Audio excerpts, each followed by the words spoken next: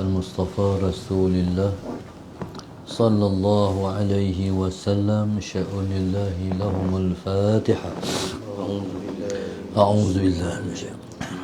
بسم الله الرحمن الرحيم. الحمد لله رب العالمين الرحمن الرحيم مالك يوم الدين. إياك نعبد وإياك نستعين. اهدنا الصراط المستقيم صراط الذين أنعمت عليهم غير المغضوب عليهم ولا الضالين. آمين. بسم الله الرحمن الرحيم. الحمد لله رب العالمين والصلاة والسلام على أبي القاسم الأمين وعلى آله وصحبه أجمعين. قال رب اشرح لي صدري ويسر لي أمري واحلل عقدة من لساني يفقه قولي. سبحانك لا علم لنا إلا ما علمتنا إنك أنت العليم الحكيم. ولا حول ولا قوة إلا بالله العلي العظيم. اللهم صل وسلم وبارك على سيدنا محمد الفاتح لما أغلق والخاتم لما سبق ناصر الحق بالحق والهادي إلى صراطك المستقيم. صلى الله عليه وعلى آله وصحبه حق قدره ومقداره العظيم. أعوذ بالله من الشيطان الرجيم. بسم الله الرحمن الرحيم. بسم الله الرب العظيم والرسول الكريم والملائكة المقربين. الصلاة والسلام عليك يا سيدي يا رسول الله. خذ بيدي قلت حيلتي أدركني. لا إله إلا الله وحده لا شريك له له الملك وله الحمد وهو على كل شيء قدير. Alhamdulillah, pada pagi ini untuk kesekian kalinya bersama-sama kita merasakan kesyukuran kepada Allah Subhanahu wa taala di atas limpah kurnia dan taufik daripada Allah. Tepat lagi kita berada di Majlis Ilmu dalam kuliah khas online. Pada pagi ini penaja kita ialah grup infak Masjid Darsa 15. Moga-moga Allah Subhanahu wa taala sentiasa melimpahkan taufik, hidayah, taufik dan hidayah yang berkekalan buat mereka. Dipanjangkan usia mereka dalam taat. Dibahagiakan mereka di dunia dan juga di akhirat. Dijadikan anak-anak mereka penunjuk mata hati mereka. Diakhirkan kehidupan dengan keredaan Allah dan husnul khatimah. Amin ya rabbal alamin. Tajuk yang diketengahkan ialah perlukah menyimpan emas dan dinar di akhir zaman? Perlukah menyimpan emas dan perak di akhir zaman? Akhir zaman ialah saat yang sebegitu getir, yang sangat dibimbangi oleh Rasulullah SAW terhadap perkara yang berkaitan dengan akidah umatnya. Manusia seringkali terjebak dengan kemudaratan dunia. Kalaulah manusia, Allahumma salli ala sayyidina Muhammad, tidak mengambil pengajaran dari Rasulullah, maka manusia ibarat orang yang karam di dalam lautan. Laut ni, kalau kita minum air dia pun kita tak hilang dahaga. Allahumma salli ala sayyidina Muhammad. Itulah perumpamaan dunia. Dunia kita ambil cara mana pun kita tak akan puas. Kalau seseorang itu telah mendapat satu lembah emas, dia tak akan rasa cukup dengan selembah emas tu, melainkan dia nak selembah lagi. Maka itulah situasi kebanyakan manusia hidup di atas muka dunia, kerana tidak mengambil Rasulullah SAW sebagai pemberi pedoman dalam hidup. Sesungguhnya risiko daripada emas ini sangat kritikal. Maka sebab itu Nabi SAW menyebut dalam hadisnya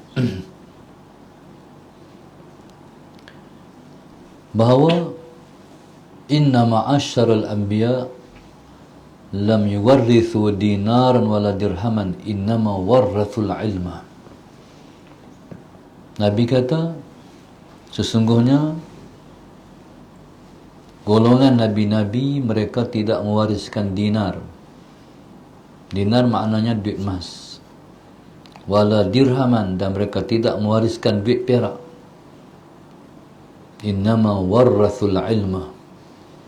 Hanya sahaja Rasul-Rasul, Nabi-Nabi, mereka mewariskan satu saja kepada umat mereka, iaitu mereka mewariskan ilmu. Daripada hadis ni dapat kita faham bahawasanya emas sangat berisiko. Ataupun kita kata harta benda sangat berisiko, duit ringgit sangat berisiko. Hanya sahaja yang menyelamatkan kita ialah ilmu. Ilmulah yang menyelamatkan kita hidup di atas muka dunia. Ilmu ialah cahaya. Cahaya sangat orang memerlukan. Waktu siang orang perlukan cahaya, waktu malam orang perlukan cahaya. Maka begitulah ilmu pengetahuan. Siang dan malam kita perlukan dia. Orang yang berjalan tanpa cahaya ialah orang yang berjalan di dalam kegelapan. Bila berjalan dalam gelap, tahu-tahulah apa akan berlaku kat dia. Dia akan belaga hak tu, dia akan belaga hak ni, dia akan jatuh ke dalam lubang, dia akan jatuh dalam mongkang, dan mungkin membawa maut, dia akan jatuh ke dalam gaung. Ini kalau hidup tanpa cahaya. Maka orang yang beriman lebih mementingkan ilmu daripada selainnya. Allahumma salli ala sayyidina Muhammad.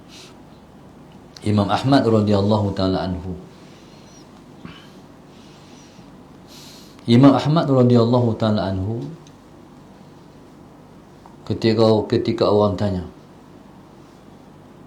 dia tak bimbangkah terhadap kalau tidak menyimpan ataupun meninggalkan kepada anak-anaknya dinar dan dirham? Dia kata macam ni, kalau anak aku orang soleh, kalau aku tak tinggal duit kat mereka pun, mereka akan dapat duit selepas daripada aku mati. Maknanya dinar dan dirham akan datang dengan sendiri kalau kita betul-betul orang yang bertakwa. Takwa itu akan Allahumma salli ala sayyidina Muhammad, akan membuahkan rezeki min haitsu la yahtasib. Wa man yattaqillaha yaj'al lahu makhraja wa yarzuqhu min haitsu la yahtasib. Siapa-siapa yang bertakwa kepada Allah Subhanahu wa taala, Allah Taala akan rezekikan dia dengan rezeki yang tanpa dia duga. Selain daripada Allah Subhanahu wa taala menjadikan pelepasan terhadap masalah dan kesusahan dia. Itu jawab Imam Ahmad.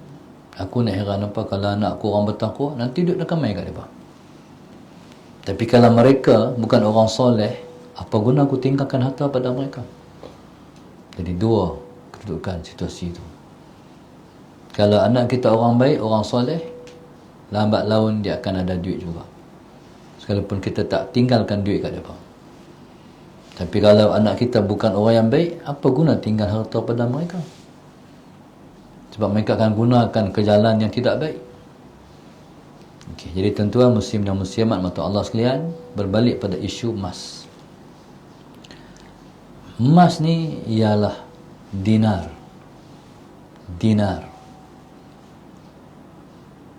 Dinar gabung dari perkataan din dan nar. Din makna agama, nar makna neraka. Maksudnya duit ini ialah jalan kepada syurga ataupun dia juga jalan kepada neraka. Dinar. Maka bismillahirrahmanirrahim. Tajuk hari ini, adakah kita perlu menyimpan dinar di akhir zaman? Hari ini Yahudi telah menggunakan pelbagai cara. Sejak daripada mereka bawa balik harta benda ataupun emas, perak ke negara mereka dalam perang-perang dunia dulu. Mereka bawa balik jongkong-jongkong emas ke negara mereka. Itu hak curi. Yang melalui prosedur resmi pun ada. Raja-raja Melayu tinggalkan emas di negara-negara mereka dengan persetujuan dari raja-raja juga. Ada sign ataupun cok mohor persetujuan untuk menyimpan di bank-bank orang putih di London dan sebagainya. Okey. Allahumma salli ala sayyidina Muhammad. Adakah perlu menyimpan emas di akhir zaman? Allahumma salli ala sayyidina Muhammad. Bagi orang yang ada emas, simpanlah emas. Bagi orang yang tak ada emas, nak simpan apa? Tawakal je lah. Tapi emas ialah membuktikan kebenaran Islam. Sehari dua lagi dunia akan ditimpa dengan malapetaka yang hebat dan dahsyat. Akan menyebabkan ekonomi dunia jatuh dan habis kelip mata. Di mana lagi bank dunia? Bank-bank yang ada? Sallallahu alaihi wasallam Muhammad. Pada saat itu ekonomi dunia akan jatuh. Hatta duit ringgit, duit kertas dah tak ada nilai. Allahumma salli ala sayyidina Muhammad. Ketika itu yang berguna ialah emas. Sebab emas ni asal. Lepas tu orang tak mau buat emas dah. Orang pi buat tukaran dengan duit ringgit, dengan duit kertas. Duit kertas ni dalam cagaran dia sekian-sekian banyak, nilai emas dia macam ni, emas simpan. Jadi yang dicari, yang dikeluarkan ialah duit kertas ataupun seumpama kupon. Allahumma salli ala sayyidina Muhammad. Ataupun seumpama tu bonus link lah apa semua tu kan, pergi tukar ya. Jadi tak perlu untuk bawa emas. Bawa duit tu nilainya sudah nilai emas. Itu sejarah duit kertas jadi kegunaan dunia. Allahumma salli ala sayyidina Muhammad. Saat ini juga polis dunia ataupun pengurus dunia antarabangsa memperkenalkan semua serba digital. Allahumma salli ala Sayyidina Muhammad. Kita naik kereta melalui lebuh raya. Kita hanya tekan, kita hanya touch and go. Mana kita dah bagi duit secara maya, kita pun berjalan pergi. Touch and go. Sentuh dan pergi. Orang Bali kata take and gi. Take, gi. Ala Sayyidina Muhammad. Jadi, ini dah dikenalkan. Kita naik kereta, kita pakai smart tag. Ya, sampai situ, galang pun naik, kita lalu. Waktu kita dah membayar. Kita nak masuk kawasan-kawasan yang tertentu. Lagi sekali kita pakai smart tag. Tak perlu orang tunggu. Kita tekan, sentuh, kita masuk. Galang angkat, kita jalan. Dan sudah ada diperkenalkan bandar digital. Mana digital ni, kita siap orang masuk, dia tak masuk, dia tak perlu bawa duit, dia bawa kad je. Dia beli pakai kad, semua pakai kad.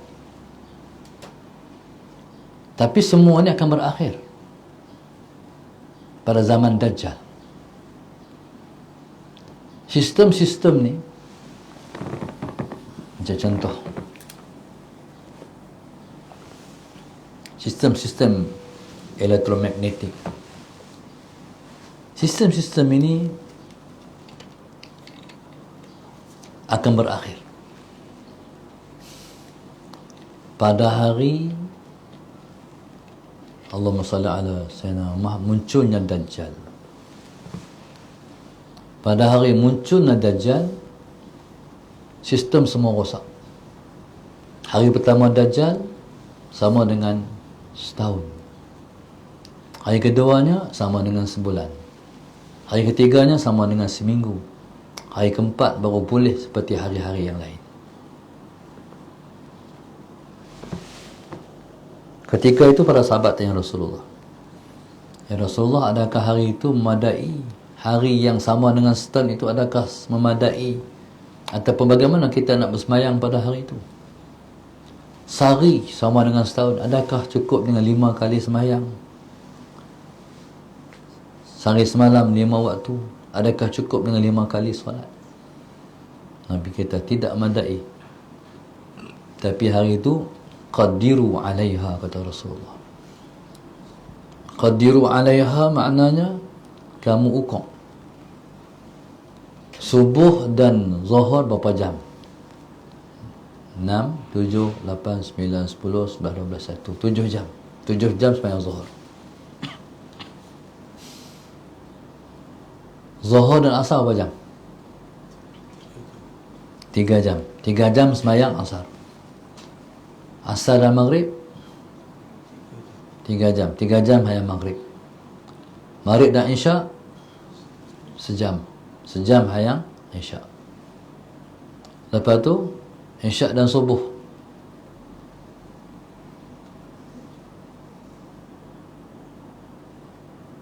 berapa jam? 10 jam hayang subuh pula. Tu ratibnya tu hari mana pusingan sampailah pulih sehinggalah hari balik pada sebulan. Itu juga. Macam mana boleh berlaku macam ni? Berlaku macam ni sehari sama dengan setahun. Mana? Maknanya hari ni, hari dia berlaku dengan peredaran matahari, jatuh dan naik. Maham daripada situ berlaku fenomena alam yang dahsyat. Sampai bumi terbalik daripada paksinya. Bulan keliling matahari. Semua makhluk, semua jenis planet-planet mengelilingi matahari di atas orbit-orbitnya. Maksudnya yang disebut dengan disebutkan dengan bumi dia terbalik. Bila dia terbalik, dia berhenti beredar. Dia kata matahari akan suluh. Sebelah yang matahari suluh ni, itulah jadi setahun siang. Sebelah matahari yang belah sana, setahun malam. Jadi malam pun kena semayang macam tu, siang pun kena semayang macam tu. Lepas tu passion ataupun sifat benda yang dia terbalik, dia nak pusing balik tu, dia mengambil masa. Jadi dia ambil masa selama sebulan untuk dia nak bergerak sikit-sikit nak pusing balik matahari. Lepas tu dia mula kuat lah. Jadi seminggu pula. Akhir sekali bila dah kuat dah, dia baru pusing matahari. Ya tuan-tuan, Allahumma salli ala sayyidina. Ketika itulah semua alat dah tak boleh guna. Hari ni kita boleh lagi pergi cucuk duit, keluar duit. Cucuk kad, keluar duit. Kita boleh transfer nilai sampai dalam akaun kawan tu. Ini hebatnya teknologi. Kita tak perlu pergi hantar kat dia, kita transfer sampai kat dia. Hari tu semua tak boleh guna. Bank tak boleh guna, apa tak boleh guna. Duit tak boleh ambil dan sebagainya. Kalaupun simpan duit bergundi-gundi, berbilik-bilik, tapi zaman tu serba tidak menentu. Allahumma salli ala sayyidina Muhammad. Tak tahu, kita tak tahu zaman tu macam mana. Zaman tu semua balik asal. Orang perang pakai peluru pandu, pakai bom, pakai nuklear, semua tak boleh guna. Sebab dia semua sistem elektromagnetik akan terhenti. Naik kapal terbang tak boleh. Semua serba tak boleh. Mesin-mesin tak boleh guna. Ketika tu kalau perang balik pedang, gunakan pedang. Dia dapat maklumat orang Yahudi pun telah mula buat pedang titanium di zaman itu. Maka balik asal. Maka demikian juga kewangan dunia pun akan balik asal. Dinar dan dirham. Cumanya tak tahu kita tak tahu lagi macam mana pengurusan ni, kita tak tahu.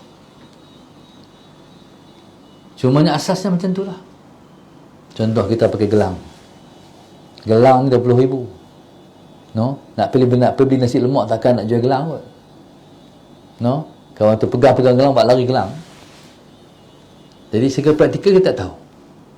Tapi zaman akan balik kepada asal dia.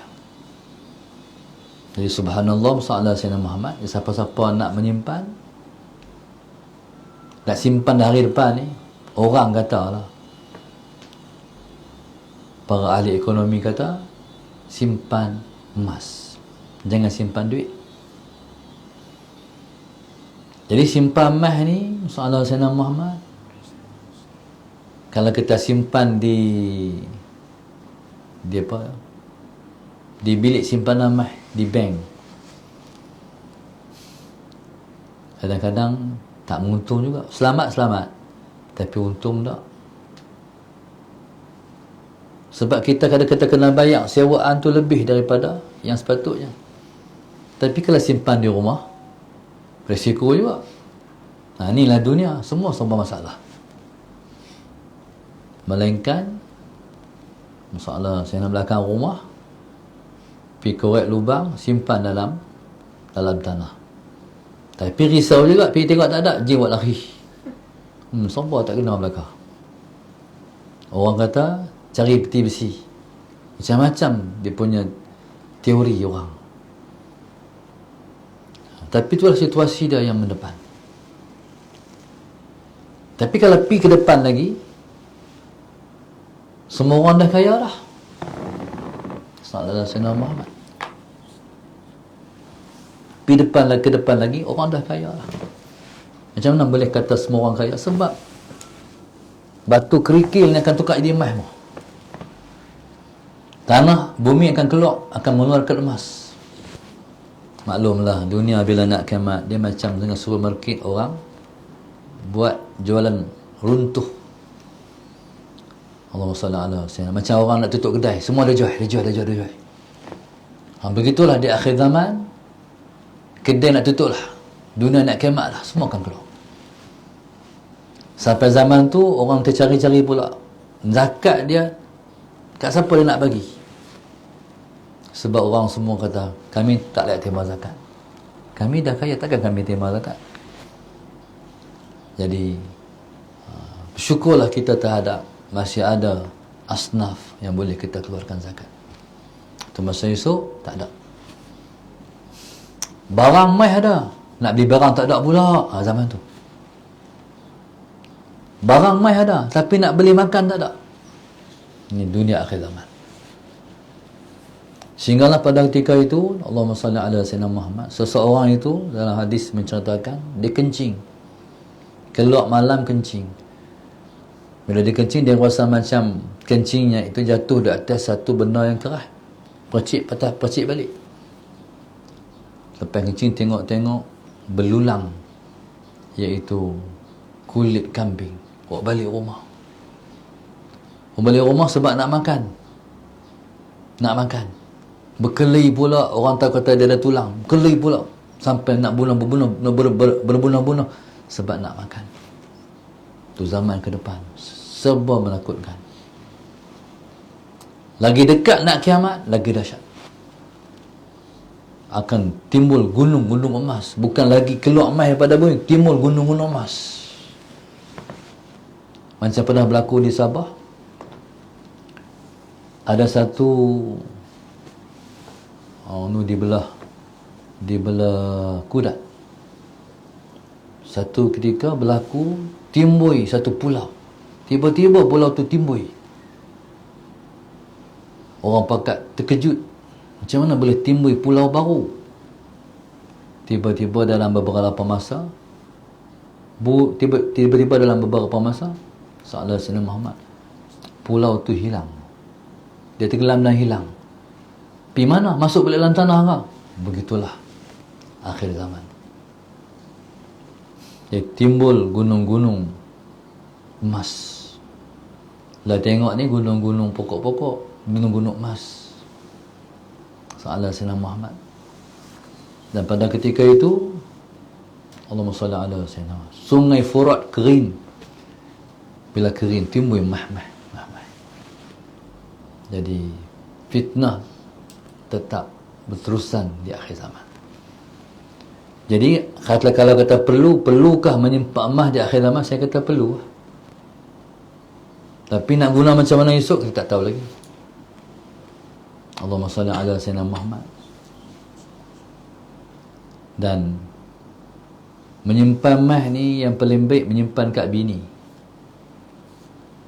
Esok siapa-siapa ada bini, ada duit beli mai, ada duit beli mai, ada duit beli mai. Murahkan rezeki. Sebab bagi isteri kita seronok. Rezeki kan mai rezeki. Jadi banyak orang, soalan Sayyidina Muhammad ni orang tua lah, pedoman dia apa. Kalau nak rezeki murah, duit ada, beli mai bagi kat isteri. Beli mai kat isteri, bagi kat isteri.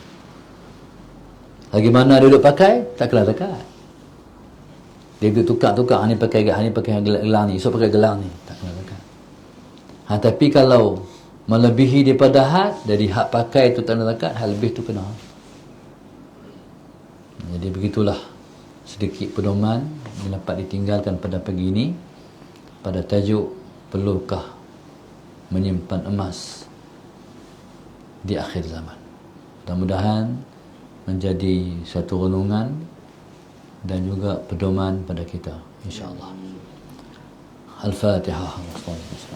Ya kana amri wa nastaqim sallallahu wa al-maghdubi alaihim wa la Allahumma nawwir qulubana bidatik, Allahumma nawwir qulubana bidatik, Allahumma kama nawatal arda bi nuri syamsika abadan abada bi rahmatika arhamar rahim.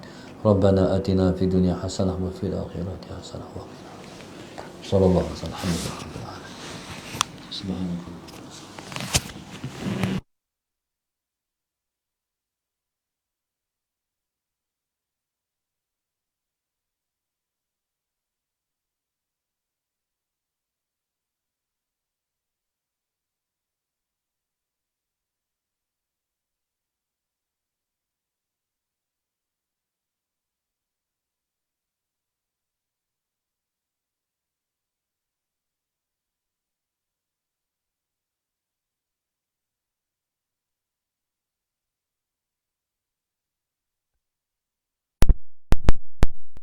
Kan terima.